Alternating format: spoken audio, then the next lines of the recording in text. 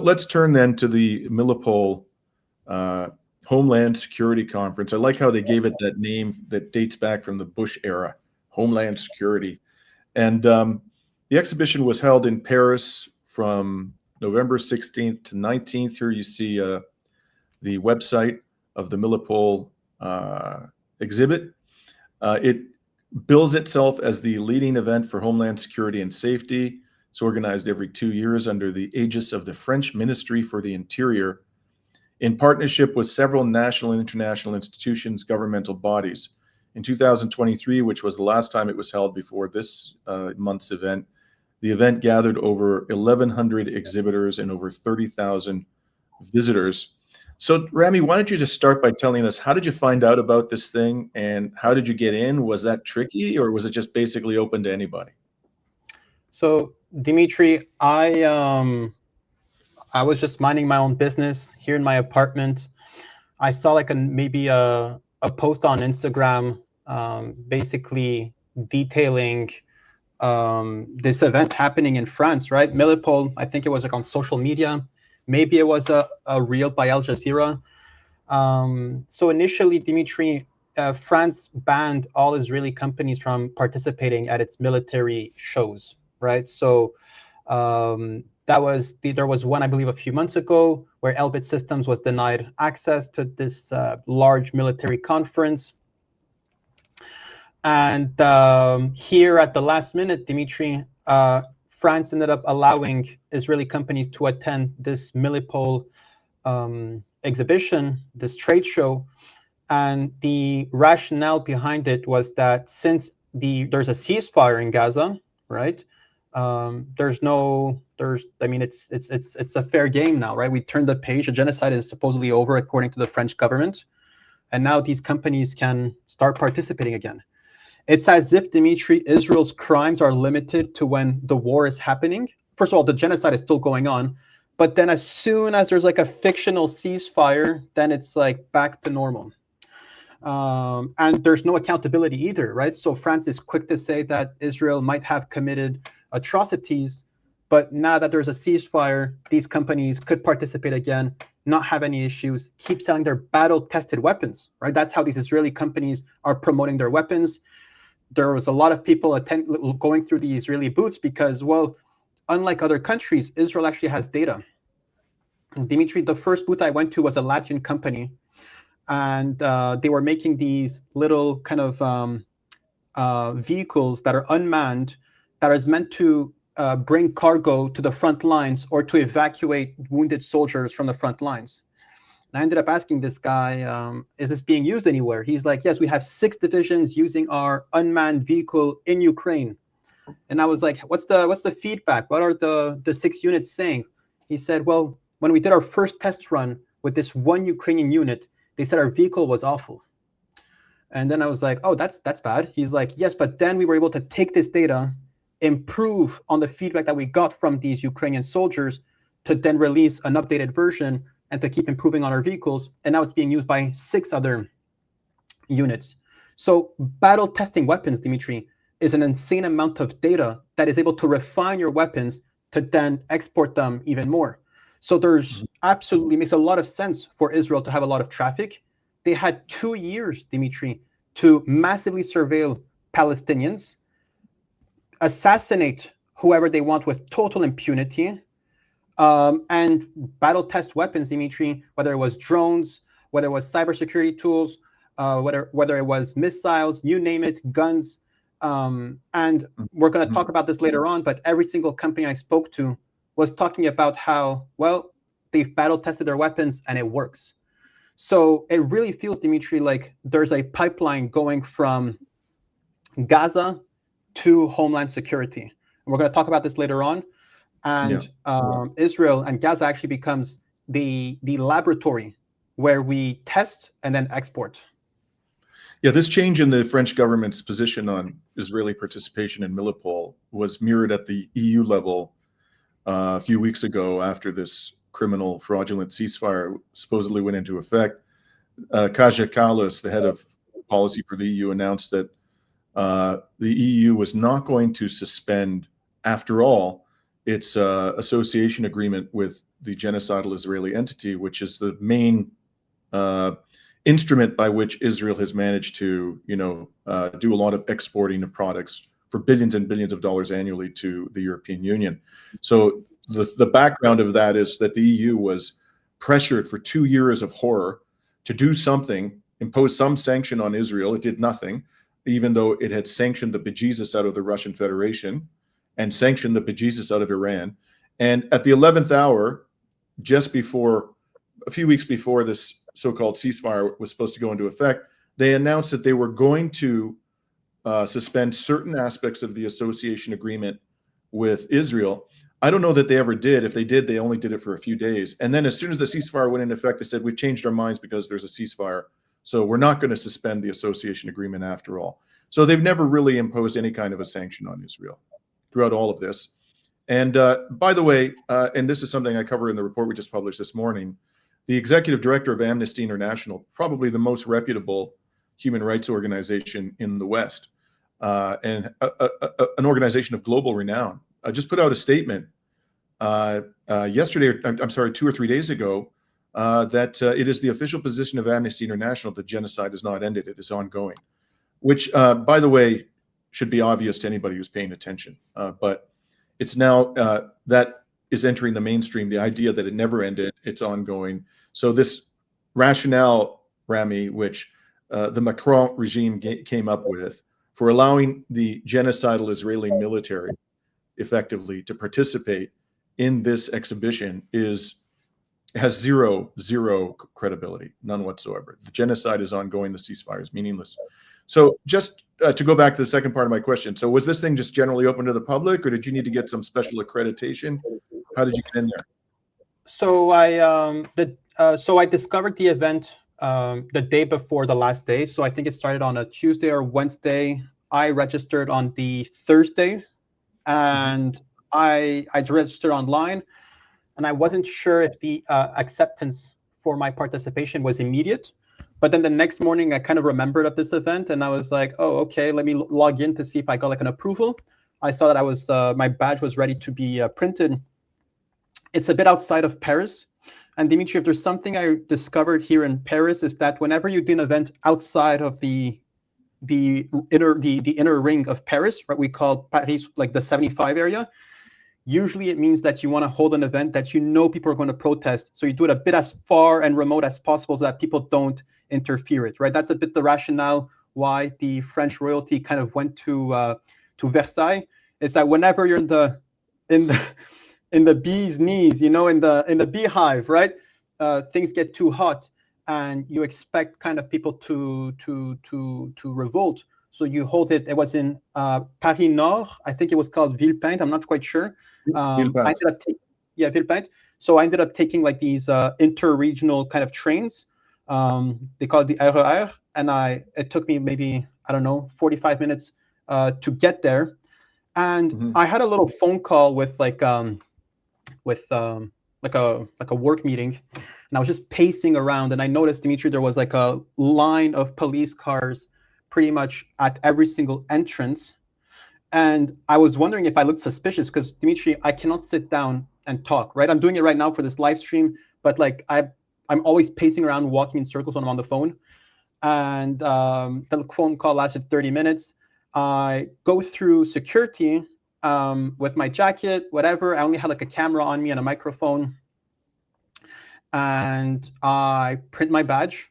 Just nothing really happened. I hesitated whether I should put like a fake name, but I decided to go with my real name. And thankfully I did, because around with something that said Rami Yahia on it. Precisely. Wow. And well, the thing is that as soon as you go through the first checkpoint where once you print your badge, someone scans your badge, looks at your name, then they ask you for a piece of ID to make sure that we're gonna be playing recordings of your conversations with these various Israeli cybersecurity companies. So when you were talking to them, they could see Rami Yahia up on your. Yes, Dimitri, and I'll talk more about this, but they were not suspicious at all. And hey, man, turns out cybersecurity professionals, these guys are the world's leading spooks, and they couldn't figure out they were talking to a Palestinian. Dimitri, they were convinced I was Israeli. Jesus Christ. They were convinced I was, to the point when I started believing it myself. I was like, did my parents lie to me? You know? So you're far too nice to be an Israeli. Let's be clear about that. So sorry, go ahead. Go ahead. And then after I passed the first checkpoint where they check my ID, there's like a little welcome booth. And I asked a question that is extremely important to ask here in Europe. It's, am I allowed to record freely here at this conference? And the girl and the guy at the desk looked at each other and they're like, we haven't received any instructions saying otherwise. Feel free to film whatever you want.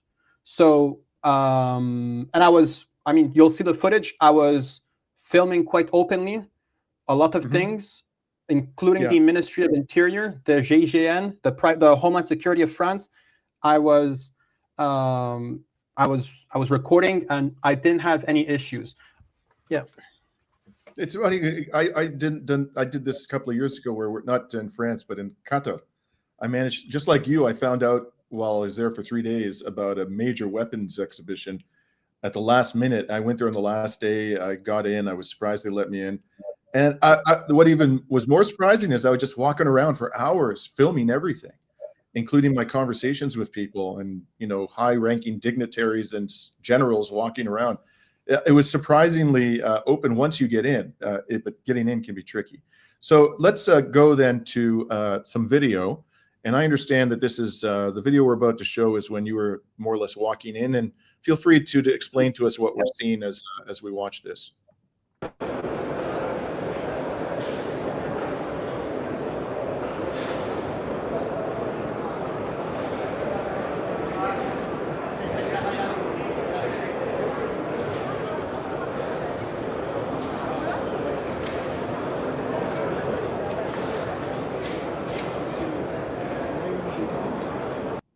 I just want to pause there. When I saw this, you can see in the upper right-hand corner, this is like, it looks like they've organized these pavilions by country. So that's Belgium on the right. And let's remember that this is Homeland Security. So this is like domestic policing. Look at these guys, man. These guys look like they look like soldiers in combat. On the right there, these dummies with all of this gear on them. I couldn't tell if we were at a domestic policing conference or if we were at, a hot war conference. Dimitri, it gets a lot more insane than this because not only is this for Homeland Security, but it's also for private security. So there's people with their own private security firms walking around. This guy's like, oh, I manage security at a couple of pubs and nightclubs, whatever. There's private investigators. And I remember organizing a talk at Concordia a few years ago, and someone was saying that all the research going into the military and all the weapons that the military has, as soon as they become a generation too old, it gets passed down to the military, to the police, Homeland Security. Let's continue.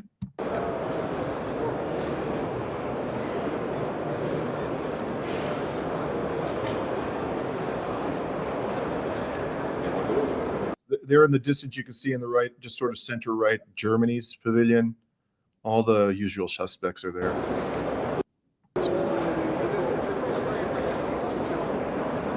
Look at those guys.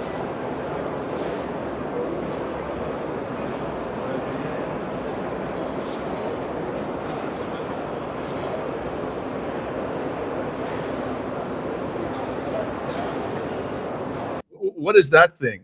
Do you know what that thing is? I'm not quite sure, but having spent a bit of time there, you see that little backpack with that 3 antenna? I believe I spent a bit of time there, so I know things more than I should. But this looks like it's drone jamming software. Yeah, that's what I thought. It records radio activity, so it's either to measure frequencies emitted by cell phones, or it's to jam radars, and that turret might be a jamming software or jamming device for drones. So you aim out of the drone, you kind of shoot it. Anyways, I hope that's what it is, because I think you're right. But I'm no expert. Let's go on.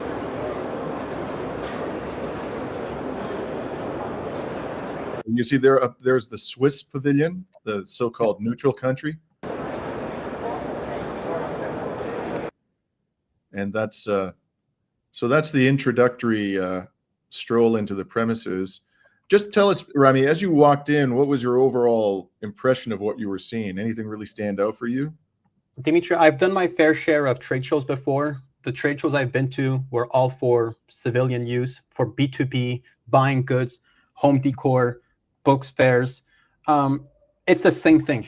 Truly, it's the same layout. It's like the booths are built the same way, only the end product is different. So I walked there and it really felt absurd.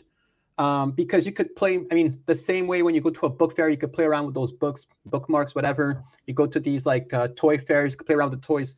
There, the guns are all placed. You can pick one up, aim it, shoot, simulate, have fun.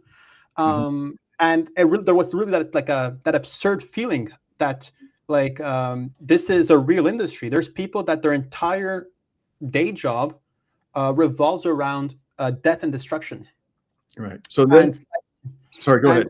And I also wanted to say, Dimitri, is that like, again, I grew up fairly leftist, reading about these so-called evil police states like the Soviet Union, who were tracking you at every single moment of your day, and all that awful stuff that we got propagandized to hear. And I remember being there and I was like, this is a whole different level of monitoring.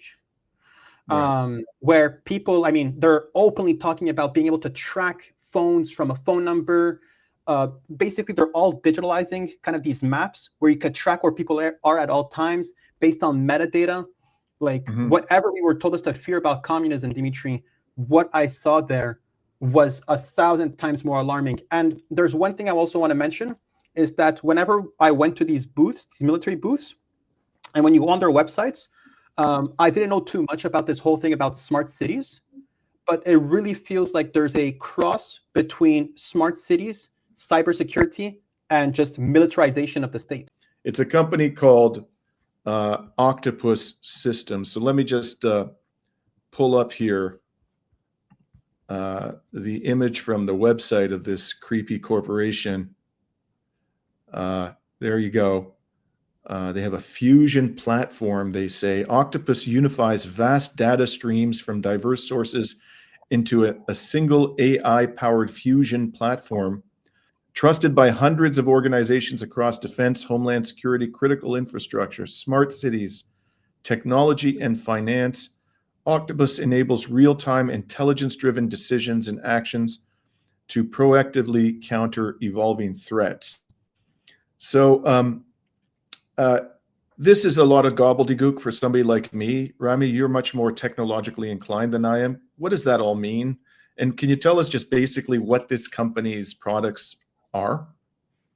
So, Dimitri, I don't think you're the only one who has trouble understanding. These websites of these military companies really feels like sometimes they're purposefully cryptic and secretive in the way they talk. I could tell you what I understood. This, I think this company at Octopus over there, the guy, it seems like he described his software as a command and control center. So you have your data input points, whether it could be a camera, a watch list, whatever type of kind of monitoring devices that you have, audio, whatever you can really build to kind of all the metadata that you want to capture to kind of pinpoint an individual. You feed it into Octopus and it kind of draws a portrait about this person. And then you could then match this person to like terror watch list if you're at a border. So let's just say in the case, for example, of someone coming across a border at an airport here in Paris, the gentleman at the border will kind of already have a picture of you, because when you scan your passport, there's a picture of you, or there's also sometimes cameras at the checkpoint. And then using some metadata, it's going to feed it into Octopus, where it will then draw a portrait of you, and then it could match your persona to either some whitelist or some backlists. And then he also says that he's able to integrate to other data points to then fetch your social media accounts.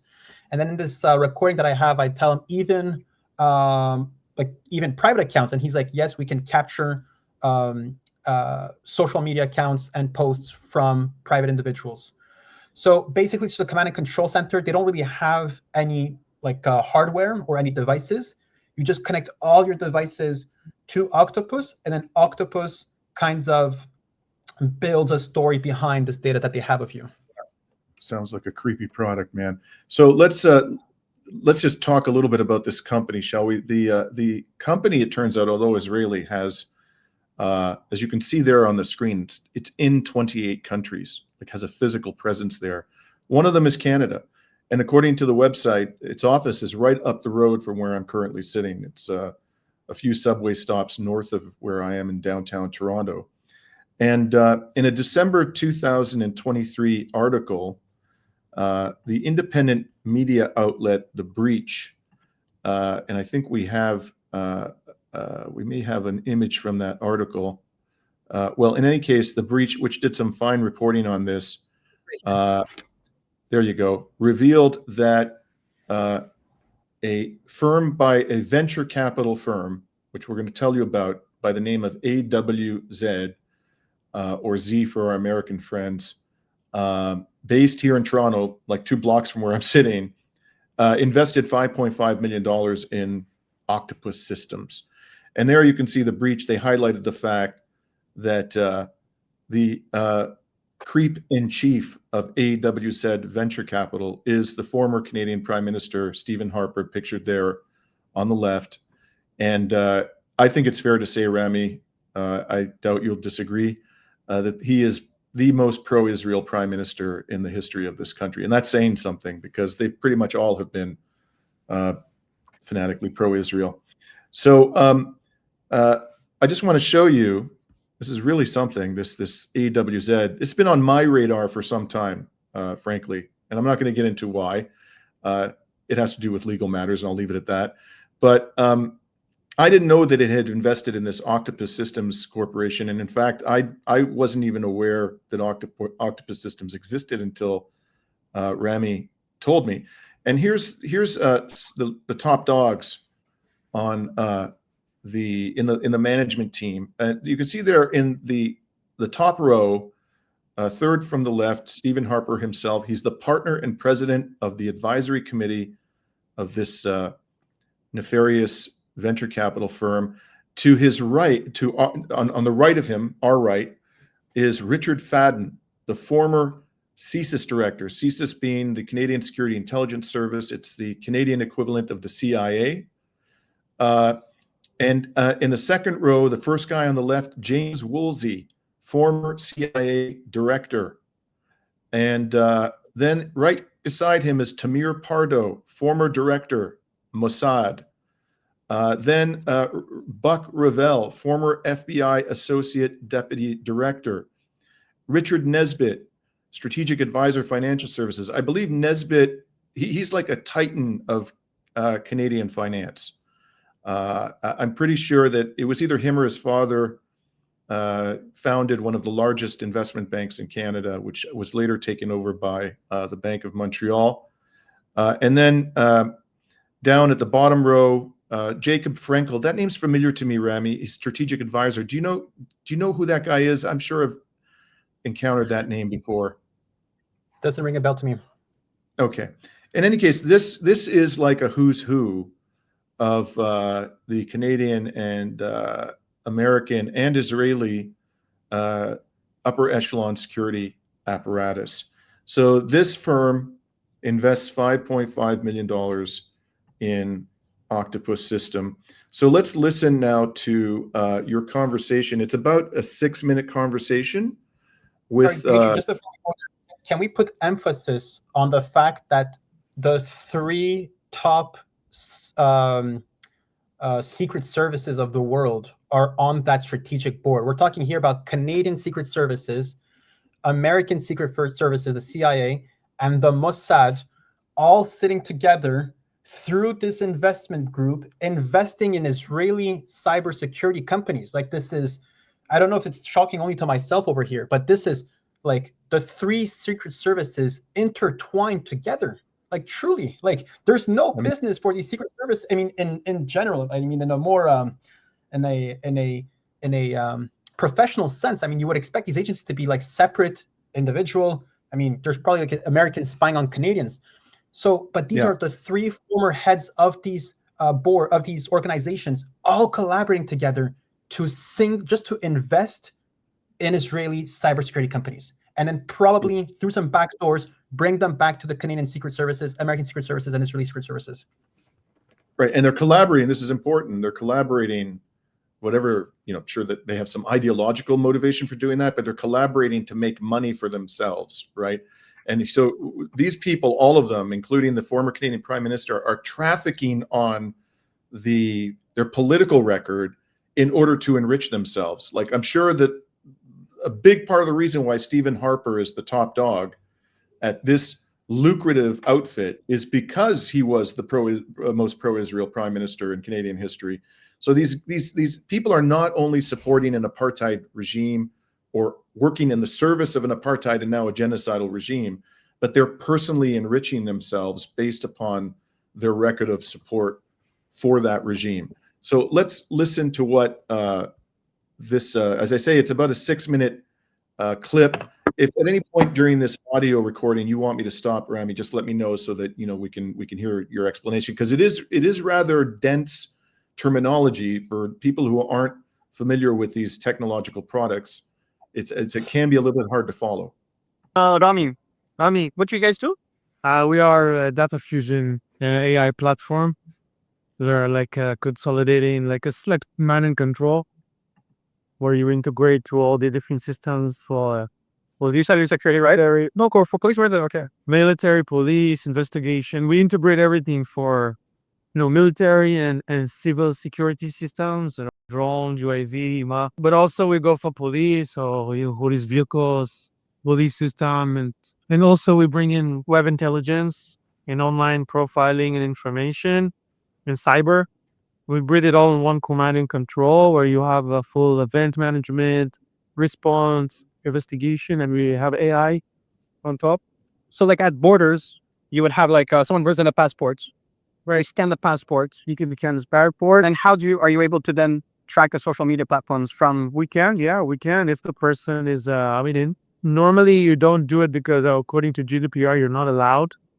But if someone is on a watch list, then when he's now a suspect, then you are allowed to read his information for social media, Telegram, Instagram, TikTok. But you guys already have this information, or you fetch it on demand? We fetch it on demand. Okay, so you don't have it until you want it. But we also can match him on watch list for face recognition and we also integrate to face recognition, license plate recognition, also. So we can bring all this information together to allow to have. We had here the French civil aviation was there. Yeah. They want to use our platform. What did he say there? The French civil aviation. Okay, so they're maybe using it to screen passengers in airports, I guess, or anyways, let's continue with this conversation. Phone fare monitoring people who are suspected people. Yeah, what do you do? I do cybersecurity consulting, but what I'm looking into mostly right now is in Canada, we're changing the laws on drones. Before it was only within line of sight, and now it's going beyond line of sight. So basically, they're changing the law. Yes, well, because the thing is that in Canada we have like large fields. So the thing is that it doesn't make sense to just like be able to, I don't know, like you want to run like a circuit to protect your farm, your huge field. So we need to be able to do it without Israel, we have everyone, all the cities, the police, all the tactical. They're using emergency response services. They're using many times not to meet the drone. But you guys have different laws. That's what I'm saying. Yeah. Yeah. So just to repeat, if you didn't hear that, it's like everybody in Israel is using drones. It's like the police, the municipalities, the regions, you name it. Let's daycare across the street. Yeah. That's what I'm saying. So us, it's behind line of sight. It's not allowed. You have to be behind line of sight. Yeah. I heard that it's a problem in the confront that it has to be line of sight. So now they're changing it. Yeah, that's good. Yeah. So there's a lot of all the big Israeli companies, Ilbik, Israel Aerospace Industry. They all develop cyber protection against drone interception, drone man in the middle, drone jamming. Yeah. So cyber for drone is very strong in Israel. we are integrating. So we integrate to jammers and anti-drone, or we integrate. You guys are the command and control center inside, We right? have prototype drones. We have many. Oh, really? Yeah, we have several municipalities. We have military project for tactical, like combat platoon, where we also have application mounted on the tablet. So we're the command and control. It's And the Israeli army is using this. yes. Also, not just Israel. We did Africa. Several projects where we did in Asia. We have for Thailand. Thai police is our customer. We have the presidential protection unit. They use the command drones, facial recognition, manpower protection, perimeter security, protect the king and the prime minister, the government palace. How much does the system go for? They're not cheap. It's behind my price range, right? Starting from $12,000-$15,000 a month before the initial setup costs for setting it up, integrating it. Well, if you want it to work well, you have to pay. What? If you want it to work well, you We're have only going for large organizations. We have here from France, we had the civil aviation, we had the Ministry of Interior Security. We're here looking at it for their control centers. the response. Response and control. Yeah, we had we also work on critical infrastructure. We do maritime protection. We're integrating to radars. It's a big company. Navy. Our company is 50 people.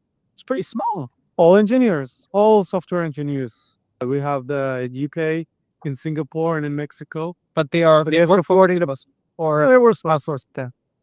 engineering. We are 50, but abroad we have another several. But we're using it. Normally, we work with partners, large partners, because normally we're think part of a solution. Okay. We're not standalone. Yes, of course. So you have big, like we're competing with Thales. Yeah, so we could be the part of the command and control that Thales puts, and also so although we are competing with Thales and Palantir and Giants, we are Okay, so they're competing with Palantir. Who's Thales? What can you tell us about? Thales is this very big French military company. Right. I don't know too much about them, but ever since I heard the name Thales, you end up noticing these patterns. But Dimitri, he mentioned the French Interior Ministry, French Civil Aviation, Thai Police. Again, for Israelis, it's just Africa. So he said Africans are using this tool, and of course the Israeli government. He also said, and early- he said Mexico. What is They're that? using Monaco. Mexico. No, he said Mexico. Yeah, Mexico. and the UK. Yeah. What the hell is So- Mexico doing? It's supposed to have a left-wing government, and it allows these creeps to sell their cybersecurity AI earlier, database. Sorry, go ahead. Dimitri, earlier you said that they have offices in 28 countries. Dimitri, they're only registered in 3 countries, right? They're registered in Israel, of course, but in some way the headquarters are actually in Canada. So the Canadian office actually, according to the breach, owns 2/3 of the company. So this is a joint Israeli-Canadian company that is providing software to the Israeli government to commit war crimes, and it's outsourcing its product to Mexico, UK. It seems like they're working on this contract with the French Interior Ministry. Hopefully with the release of this video, they won't. With the French Civil Aviation, Thai Police, and of course, African governments. That's what the guy says. Right. Okay, so let's listen to the very end of this, which is particularly juicy. Okay, but Dimitri, just pause one more time. One more time.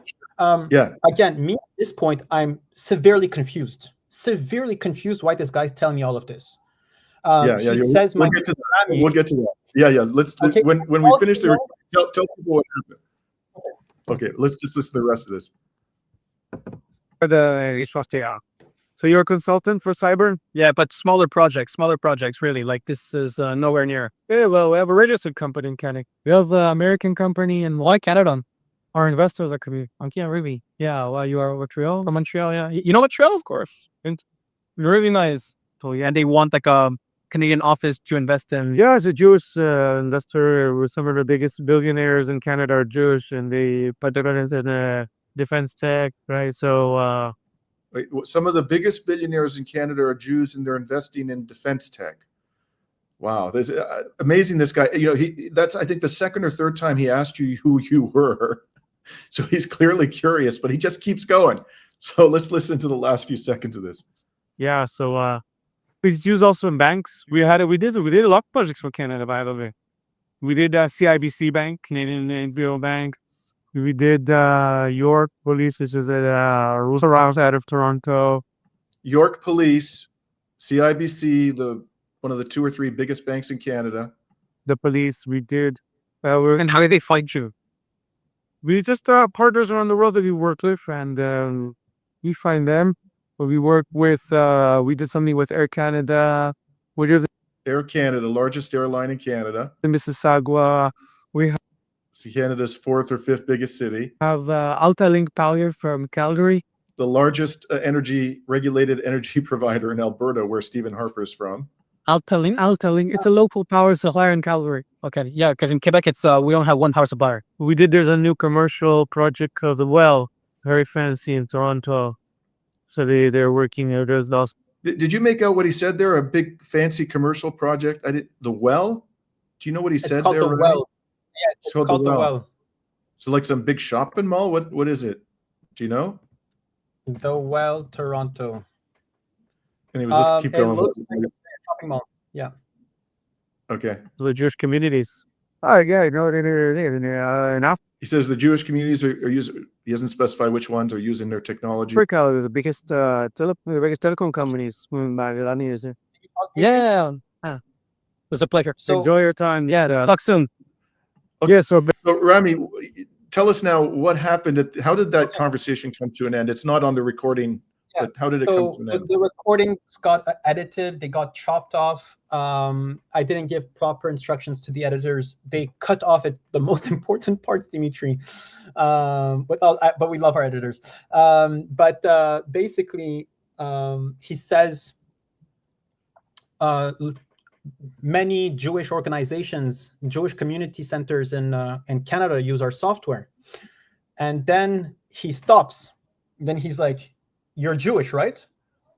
And then me, I'm like thinking, this is all happening in, by the way, a quarter of a second. But in my mind, time is flying so slowly, and I'm doing math and I'm computing, and I'm like, should I say that I'm Palestinian?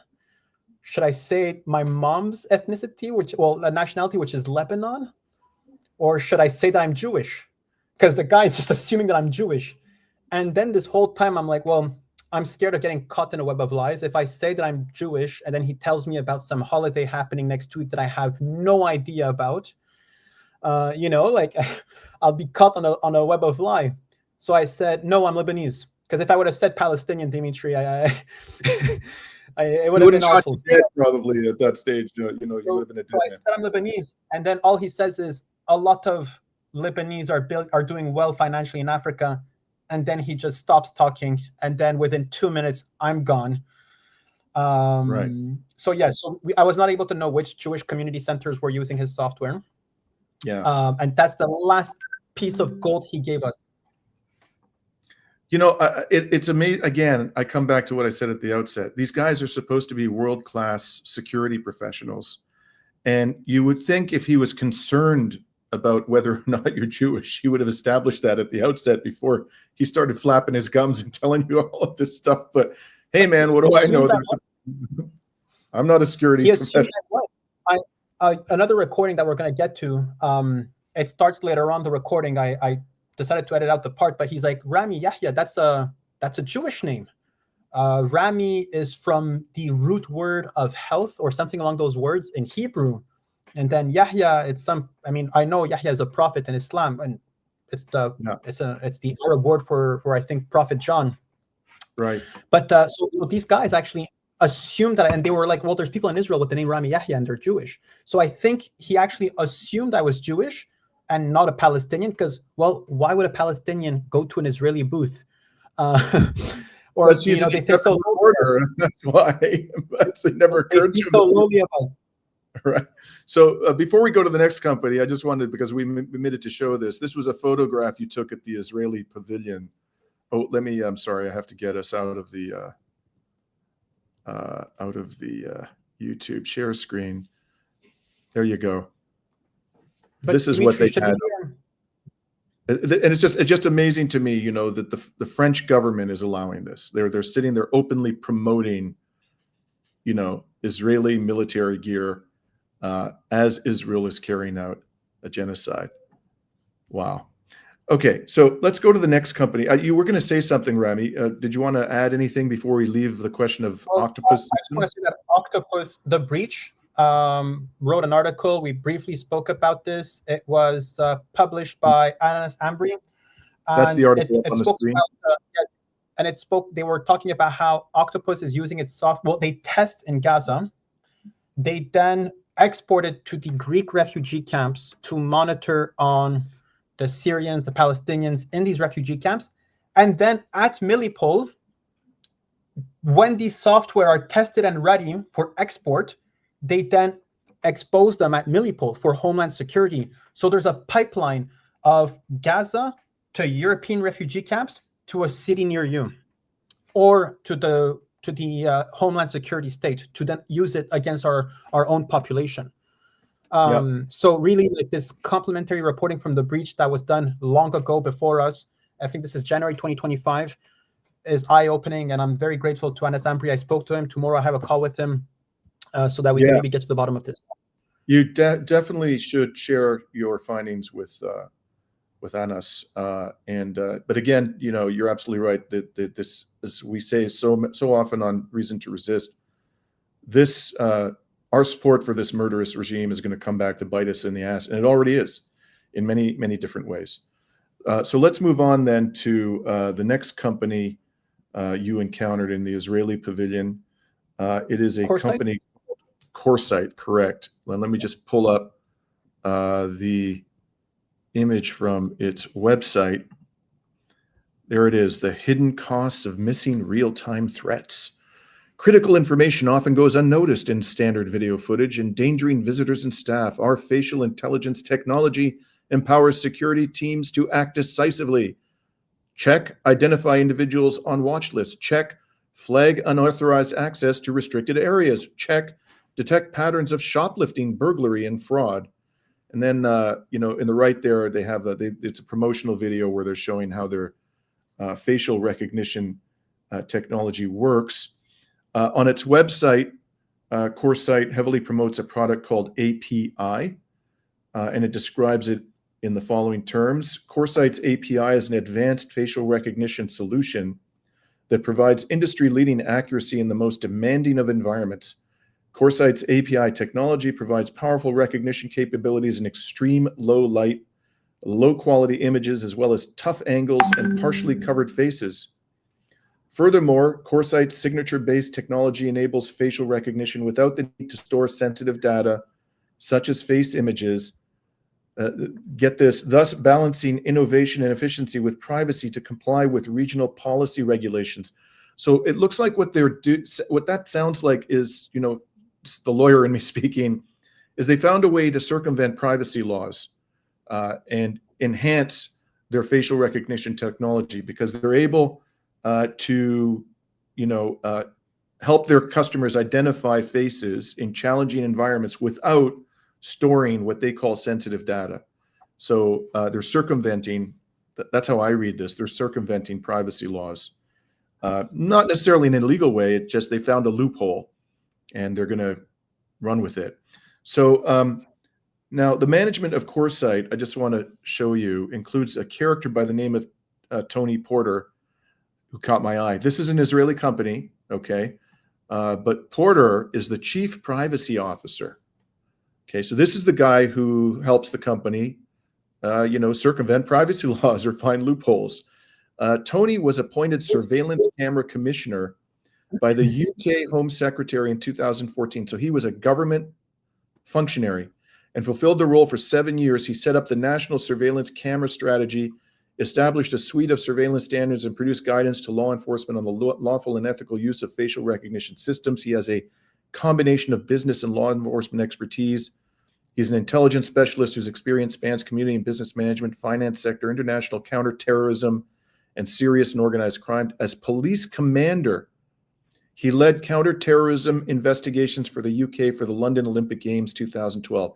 So here again, you have somebody who established himself or herself in a government position, publicly funded. Taxpayers were paying this guy's salary, and now he's trafficking in the stature that he established as an employee of the government, the British government, to enrich himself in a business that basically is complicit in Israel's various heinous human rights violations. That's the world we live in here in the West, for folks. These are the people who are running the show, both at a government level and in the private sector. So let's move on then from good old Tony. And before we listen to your conversation with the CoreSite representative at Milipol, could you tell us a little more about the product you were discussing with him? Yeah, so Dimitri, I have a little picture here. I used one where we can't really see the guy's face just for privacy reasons, although he was aware I was taking this picture. You could see he's looking at me. And I did ask him if I could take a picture. So basically the product is a camera that is attached to a software, and that software is able to have some insane image processing, facial recognition software. Even if you're all pixelated, even if it's dark at night, even if you're far away, this software has the ability to identify who you are.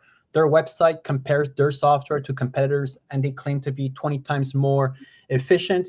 Even this guy that I spoke to, who says he's been working in facial recognition for the last 5 years, he says this is the most insane product he's ever seen. And what it does is that you have some input, which is a camera. In this case, it's a webcam. In the case of, like he says, it could be replaced with CCTV, body cam, drones, any type of video source. And it's able to recognize someone very quickly and then do a check through a whitelist or a blacklist in, I think on the website it says like 0.01 milliseconds. It could check for a match through this whitelist or this blacklist.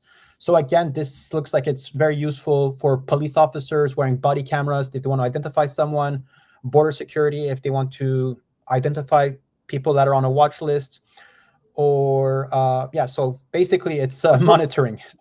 So is it your understanding, you may not know the answer to this, Rami, but is it your understanding that this facial recognition technology could be, like, anybody could buy it as long as they're willing to pay the price? Or is this something they're only selling to approved customers?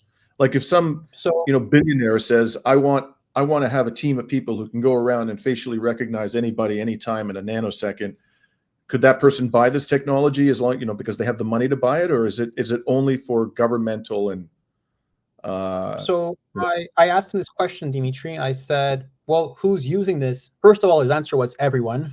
So I think that answers your question, Dimitri. Everyone. He didn't say every company, every state. He just said everyone. But I also asked him, would like a shopping mall, would a Walmart be a customer of yours? He says, absolutely.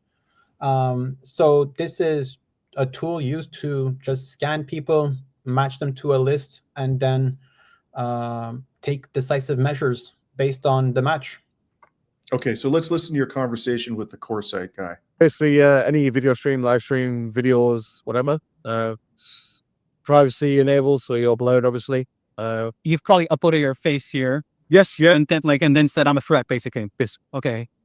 So part of, let's say, the regulations to the EPR and applies ethical and moral use. You can't, vote everyone. You can only do, let's say, a few people, limited list of people in your watch list. But as soon as they're in the list, there's a match, and they start to recognize. So, even literally we're quite close to the camera, but you can see the guy over my shoulder on the the screen. Dude, what the fuck? Yeah. So this is just from the webcam. But this is not for military use, because you wouldn't use a regular webcam. No. This is just for the exhibition. Oh, okay, but you can put like a better camera. You use real cameras, drones or whatever. Literally any video source. That's very rare. Like you can see, even though this is blurry, it's a very shit image. There's still a lot of data that we, use and recognize. It's built for military use. So where's this being used at the moment? everywhere. We're a global company, so basically a lot of say governmental, military, airports under these. Sorry, what did he say there, Rami? A lot of what? Well, he said local and military, I think. Local and military. Okay. Sorry, before we continue, so could you just explain to us what just happened there? He said to you something about if you're on a watch list. What did you understand him to be saying at that point in the conversation? So keep in mind, I'm in front of a camera. There's people walking behind me. There's a girl, I don't know, like 50, 60, 70 meters behind me who just did this test with us. And I think she was added to like some watch list for the simulation. And he's like, I'm not sure if you could see that girl on the screen. You could see that she's flagged. And she was like 70 meters behind. You could barely see her on the screen. She's like a tiny little pixel. And he's like, see, we're able to like recognize her. So no way. Yeah. So I think this is like when I started swearing, I was like, holy shit, this is pretty cool. Okay, but also I think it's important to mention that on their website, they advertise smart cities. So cities have cameras feed to core site basically is tracking you down. So all these people talking about conspiracy theories about smart cities coming out of this this event, I'm mind blown by these smart cities, Dimitris, and I think we should all be. Absolutely. Okay, let's listen to the last couple of minutes. Yeah, box. That makes it, let's say, life a little bit easier for them because you try and have, for example, a police officer to remember like 2,000 faces. That'll never happen. Yeah, exactly. You have what they call them, super recognizers, with your big sources. And okay, they're very good at it, but when you get to like 2,000, 5,000, 500,000 people, it's not a chance. That's very cool. And how much does the software like this go for? I mean, this is... it depends on the use case. There's different levels of it. Depends how many channels you're going to use. It's all about value for the system. So it's, we try and make sure that it's actually value for you. So could this be used for like private security and like this is true? You can if you have some body cams that can live stream, then you can just take the body cam straight away. Obviously, like dog cameras or literally any video source. Yeah, it's pretty straightforward. So it's not just for border control. It could also be for like for security for like a retail store. Yeah, a big chain, a little Walmart or something. Yeah, for exactly. So I have to stop there for a second, Rami, because I'm not sure exactly how to interpret what he's saying, but it sounds to me like what he's saying is that the company has a big database of suspects, people on a watch list, ne'er-do-wells, and you pay for access to its database. Because he said you asked him how much it costs. He says it depends on how many channels you use, right? And so what that sounds to me like is they've got like this huge collection of data, and what you're going to pay depends on how much of that data you want to be able to access. Is that what you understood? So what I understood by channels, it could be by the entry points. So let's just say if you have 1 body cam, 10 body cams, 100 body cams, the price is different. But I believe speaking to him, he mentioned that they have access to government watch lists that they could then like kind of directly access to, right? So let's just, I don't know, Interpol or some local police. So they're able to like leverage those. So I think you could get access to these whitelists, use your own whitelists, and you also pay by the number of like monitoring cams that you want to integrate to the software. Okay, there's about a minute left. Let's listen to the rest of this. So there's actually, this is what we call it. Well, in our software we call it interest, blacklist, whitelist. So if you're on the list, you get the alerts. We have the other way, a whitelist. So if you have like a data center or something like that, you enroll all your staff. If someone that's not part of the staff appears in the camera, then I used to work at CGI like then and we were in a SOC doing like cybersecurity, and we always had to like scan an eye to like enter an office space. Like we had permission to let us say, and that's be like less intrusive in some way. Yeah. So this like it's literally as soon as you by pop out the camera, as soon as you come in. I said if literally you walk up to the camera, especially for access control, we have a super nice, clean, big face, and just be it. How's the reception so far? What's that? Sorry. How have been people reacting? It's fine. Like the main thing really is there's a lot of like GDPR is the main one. As long as you can your eye, and as long as you But GDPR is not. I mean, in Canada, I think we don't necessarily have. Do we have different laws? Yeah, you have something similar, it's just done differently. You know, we have deployments out in the US, and they are actually a bit worse than here. They have stricter laws in the US. Yeah, in some states, yeah. So we had the joy of one of the worst ones, which is a good thing because we got it through and worked with us. So you know, if you watch the Mall of America, they use facial recognition. And this is from Israel, right? Yeah, right. Yeah. And you're based out there, what? Not me. No, I'm sales. Yeah. So it's I'm not even sales. They've all left me. oh yeah, They've all vanished. Like, because it's too late now. yeah. They've disappeared. They left me to like take down the system and Okay, and they're going on vacation. Yeah, exactly. I know it might have been very good. I've been working with facial recognition for about 5 years with a couple of companies. This seems to be like a better one. Yeah, the evolution has just dramatically gone up. You know, like I said, we're picking up like That's insane. just from a little HD webcam. If it's a real camera with a real lens, you know, it's even better. But So before we move on to the fourth and final company, I just want to share with you all, Rami, you don't know this story. I've never told you, but I have personal and painful experience with facial recognition technology because back in the late 90s, I took a break from the practice of law. I'd been working on Wall Street for a number of years, and I was kind of grossed out by the practice of law. So a friend of mine who was a Wall Street lawyer who had studied at Yale and Stanford, really talented lady, she created something called, she created a professional blackjack team. And these were people who were doing card counting to acquire an advantage in blackjack. And she invited me to become a member of the team. So this is, by the way, it's perfectly legal. There's nothing illegal about it. And we quickly learned that the casino industry, this is back in the 90s, okay? Almost nobody had facial recognition technology. And the pioneers of this technology, based on what I know, were actually the casino industry who were using it to, identify people they didn't want in the casinos. And we learned, this would be 99, that we had been put into a database by a casino industry security firm by the name of Griffin Investigations, which had acquired one of the early versions of this technology from a company in Boston named Biometrica. So this is before there was any facial recognition technology being used in airports, on streets. It started in casinos. And so I ended up suing them. I sued these people under privacy legislation in the United States for using facial recognition technology on me. And I ended up settling the case, but at some point, I got the most unusual invitation from the CEO of Biometrica, who wanted to persuade me that his company was just providing a technology, and the people who were really infringing on my rights, my privacy rights, was the casino industry detective firm that had licensed its technology. They were the ones who were putting my image in their database without my consent.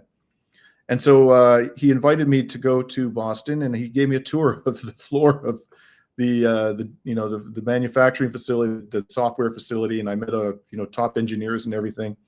And at the end of the day, I did decide to let them out because I was convinced that, in fact, the real claim that I had was against the investigation firm based in Las Vegas. But I'll tell you, man, I never occurred to me back then that this technology would become ubiquitous. It's everywhere now. It's everywhere. It's becoming increasingly sophisticated, and it has become a major means by which our right to privacy is being eroded. Not by any means peculiar to Israel, of course, although they've used that technology so extensively in Israel in the course of oppressing the Palestinians and killing Palestinians. That they've learned a lot. They've learned about many ways to improve the technology, and now they're, again, this is how Israel's economy benefits from its military's and security forces' atrocities against Palestinians. In any case, Dimitri, go ahead, Dimitri. Before we jump, we were going down some rabbit hole, right, preparing for this, and I'm not sure if you reached this, and I'm sure you didn't because you would be all up in arms. But did you know that AWZ has 3 seats? AWZ Ventures has 3 seats on the board of directors of CoreSite, and they are a huge investor behind CoreSite. It's one of their passion, like their flagship investments.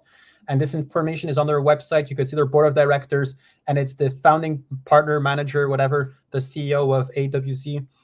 So it's not just so just people understand what you're saying here. This is the firm that was backing Octopus, and the guy Woolsey from the CIA, and the guy from the Mossad, and the head, the former head of CSIS, the Canadian CIA. They're all they're all part of this entity. So you're saying it's not just Octopus Systems, it's also CoreSite. And we don't have information on Octopus to know how many seats they have on the board. But on CoreSite, when you click on their website, you click on their board of directors. The CEO of AWZ Partner, I forgot what his name is, but Yigal, God, I forgot. And his two other henchmen are on the board of directors of CoreSite. And this is that same Canadian firm, Dimitri, that you said they're one block away from you. They are the main backers of CoreSite. They have access to all of that data, and it's all in the hands of those, of these people we just exposed, and how crooked their board is. Wow, who knows how far those tentacles